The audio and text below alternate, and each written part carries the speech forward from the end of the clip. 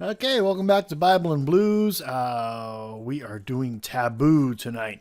We're actually doing episode 5. I know I'm a full week behind. I'm going to go back to back it in order to get caught up with it. Because, cool things happen. I just got really caught up with some stuff happening in my life. Had some guests over, which is awesome. Cuts into video time.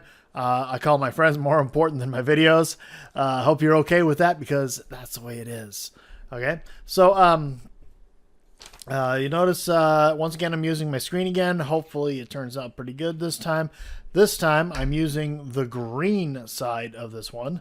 So here it is. Now you can see it's green. Okay, so this is the green. It's a pop-up. It's pretty easy to work with. Sets up fairly quick. It breaks down really fast. Makes it easy to do a video at 9:15 at night. So anyway, back to Taboo. Okay, so we joined this one. I'm going to just kind of breeze through this one pretty quick here because you probably already seen it. So there was the duel.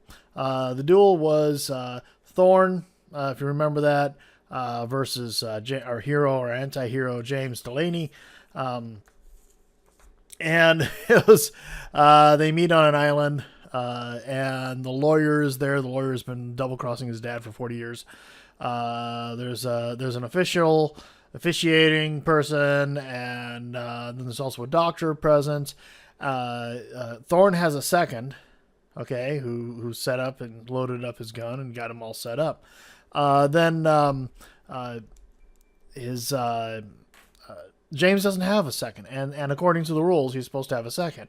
Well, then Lorna shows up, and Lorna, she waded across the water to get to the island. And they're like, why don't you just use a boat? He was like, kind of thing, right? No good answer. So, real quick, they set off, they pace off, and then they approach each other, and Thorne approaches his gun pointed directly at James, fires, and nothing but wadding hits James. And, so that's a horrible thing because now James has a free shot. It's not like there's only one round in this darn thing. And, Thorne's thinking, oh, Lord have mercy on my soul, I'm about to die.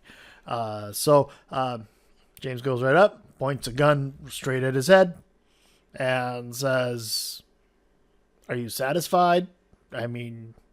Is your honor satisfied? You shot me. Okay, kind of the concepts. And then he says, apparently your second is a company man. And the second takes off running. And this is actually pretty impressive because these guns were not accurate in any way, shape, and or form.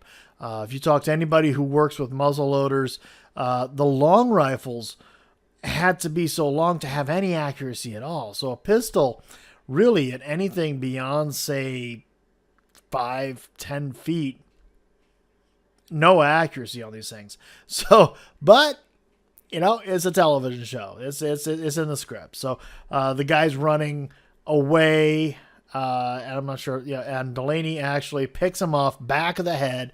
Boom, right center in the back of the head, kills him in the shot, and probably easily 25 feet away, which on these kind of guns, that accuracy is really impressive.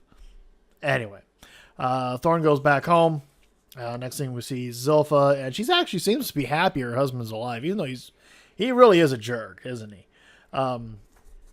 So Zilpha, is happy that her husband's still around, and what do you do about that? It is her husband still. So anyway, so we'll go back to James. James is, the next morning, he's there. The same morning, he goes home, and everybody's kind of they're not quite aware of what happened. And he's having breakfast with Lorna out on the beach, on the water, by the water, and she asks him, how come you're so, why don't you think you're gonna hang for this? Because they stole the saltpeter from the company, and he explains to her the company had already sold the saltpeter to the Crown, and the Crown, if any, and the company can't hang him. The Crown can, but the Crown's actually enjoying the fact that there is no that this happened because I mean they've kind of the company has been gotten too big for its britches and is defying the Crown all the time. So he goes out to where the saltpeter is being used, back out to the farm. And before he does, he tells Lorna, your job is you don't have to worry about whether I'm going to hang or not. This is why I'm not, and your job is to get that trunk. Okay, so he goes out to the farm, and he talks to the chemist, Chumley. We all know Chumley. There's a different Chumley, right? Chemist is like, hey, I could use an apprentice. And so James goes and gets the boy, who is his son, and puts him to work with the chemist. So there you go. Then he goes back into town, back to London, and I can't believe I skipped this part. So he was going to, on his way out, there was a guy following him, and because they know he has it. Okay, so he's being followed by somebody, and he gets around a bend and he kind of ducks for cover, and then the guy that's following him comes around the corner and he pulls him off his horse, messes up his shoulder, and basically gives a full warning to the guy that be sure to tell everybody that you almost lost your heart to the guy you were supposed to be following.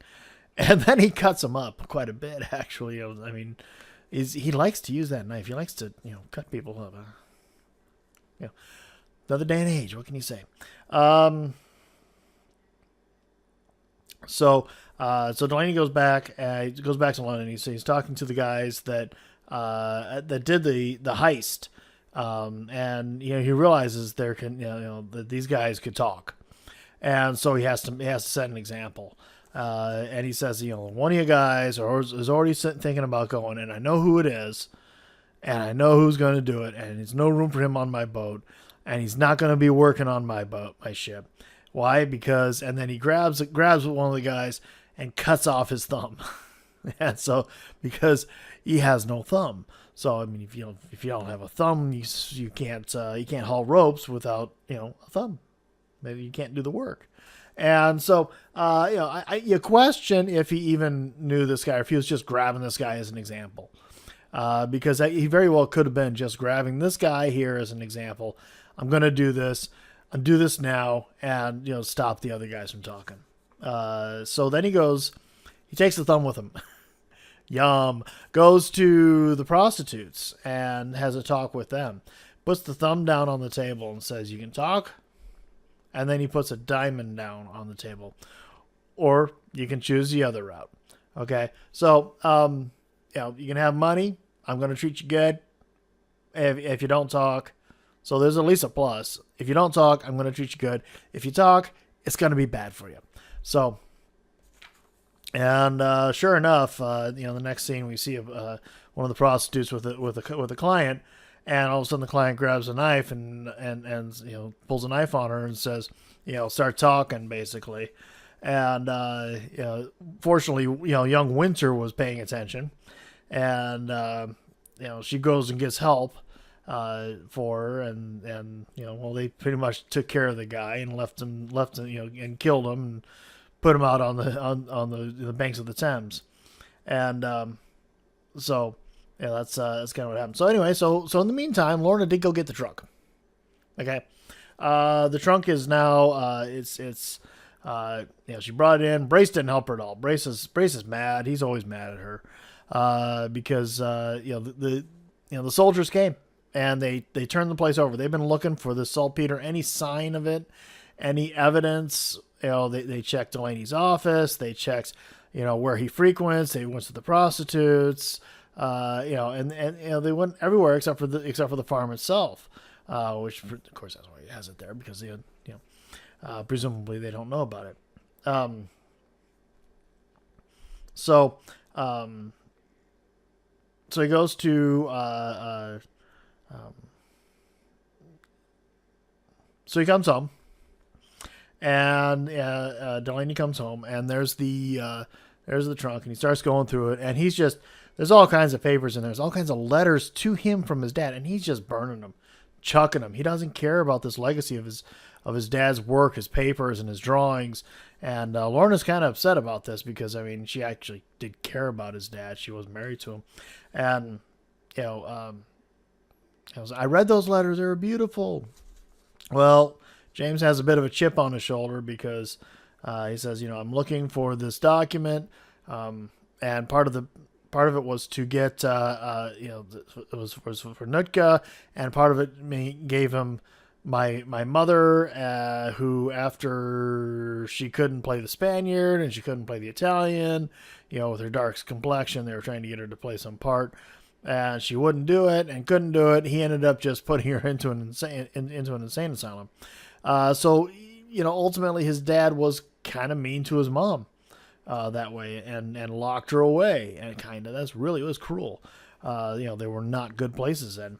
So he's this is what my dad did. This is how my dad was, and this is the guy that you married. Okay, so ultimately he does find the document though. He found the deed. The treaty that got him that his dad got for Nootka, the deed to Nootka, and there it is. It was, which is good news. He's been searching for this thing for a little bit, and then he goes to the next day. He goes to the American doctor, and because the doctor summoned him, asking come here, and they caused a cholera outbreak. Because of all the the company men and soldiers, and cause just to keep them away. Turns out, the Americans know about the gunpowder, and they know everything. It seems like somebody's talked to them, and James tries to deny it, and they're like, we know everything about it. It's down this road. Here's where it's at. We know exactly where it is, and you're just lucky that the person who decides to talk to us. And they're like, well, we have to have our gunpowder in 8 days. If we don't have gunpowder in 8 days, there's no deal that's going to be available to be made to you. And we're going to turn you in. We're going to turn on you. You're going to hang. So, there's a method. It's another method of to complete the gunpowder much faster, but it's very, very dangerous. But he says, ask your chemist, and he knows the chemist's name, Chumley, about the French method. And so Delaney goes back out to the farm, and the boy is zonked out, passed out. Talks to him about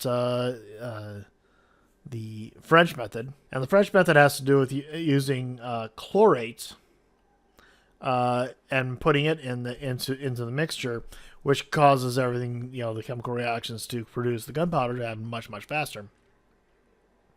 Problem is, it's also very, very dangerous.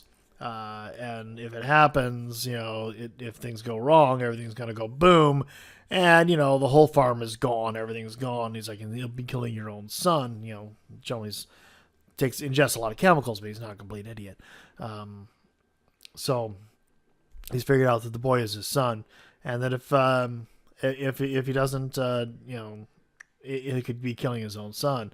Delaney says, well, they know your name, and you'll be the first to hang. And so that's telling him, it's like, yeah, you better pay attention to what's going on here, because whether you like it or not, you'll be the first one to die. And so get off your high horse, kind of thing. So in the meantime, going back to Solomon and the regent, the Solomon being the secretary of the regent, and they're trying to figure out what they're going to do about it. And Regent thinks he has a cute little plan that's going to be, things are going to happen. Getting the company and everything. But Solomon has a better idea. For some time now, there's been a group, humanitarian group, called the Sons of Africa that have been trying to get them to open up an investigation on something. And so they decided to do it because what it was the Sons of Africa is actually being represented by a black man who, in this time, very unusual, he's highly educated and free. So what he's trying to do is there was a slave ship owned by the East India Trading Company that went down with 276 souls on board, and he's trying to get open investigation about that because the East India Trading Company never really did slavery, and so they never took responsibility for it. They never nothing was ever done about it, and so he's doing it for those reasons, for humanitarian reasons, really. So guess what? They're gonna open up an investigation, and this is throwing, the group of the East India Trading Company group, Stuart Strange and all them into a tizzy, and he's working on how he's going to cover it up, and he's probably going to successfully cover it up. It's going to cause a lot of problems until he does, and Solomon's quite aware that this is just one more thing that's going to happen. Really, we're just about done here. Thorne, who he technically won the duel. He's the only one that got a shot off.